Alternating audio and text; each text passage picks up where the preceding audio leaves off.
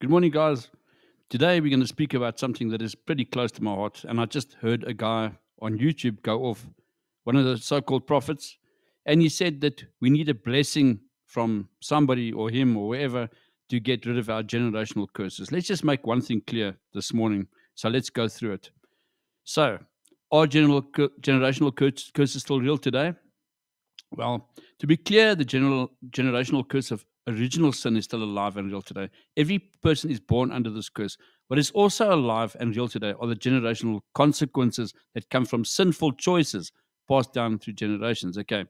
However, this does not mean that if your father was an alcoholic, an adulterer, or caught up in whatever sinful behavior, this is what will become of you. What it does mean is that this behavior is exhibited by your father or parents will have consequences in your life, whether for good or bad. They may shape the way you view life and the decisions and choices that you make in life.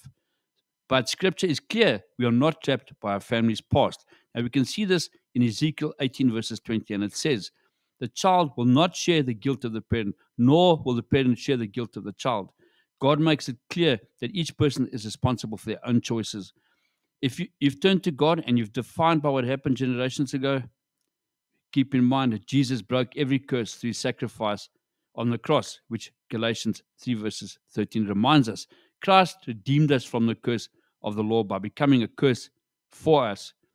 In him we are free from anything that will hold us back, including so-called generational curses.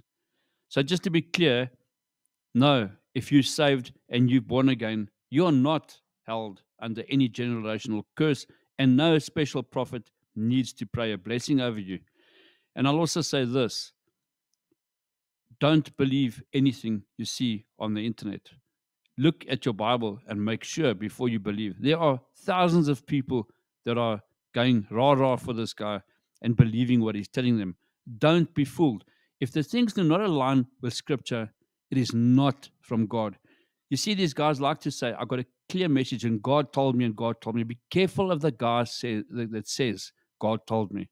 But rather look at your scriptures first. If it aligns with the scripture, then it's a possible. If it doesn't align with scripture, definitely not the truth. Have a great day. Cheers.